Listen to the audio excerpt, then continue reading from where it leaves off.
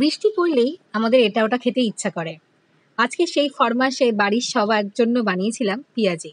সত্যি কথা বলতে ভিডিও করবো এমন মানসিকতা নিইনি।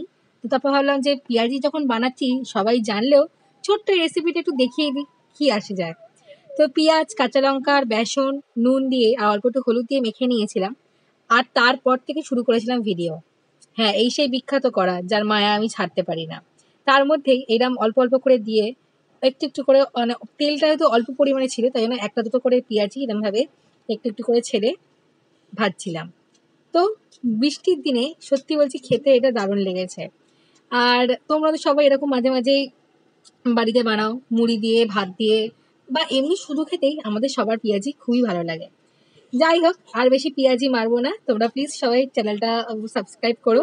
এই আশা নিয়েই সবসময় ছোটোখাটো ভিডিও বানানোর চেষ্টা করি, কখনো হাসির ভিডিও, কখনো রান্নার ভিডিও।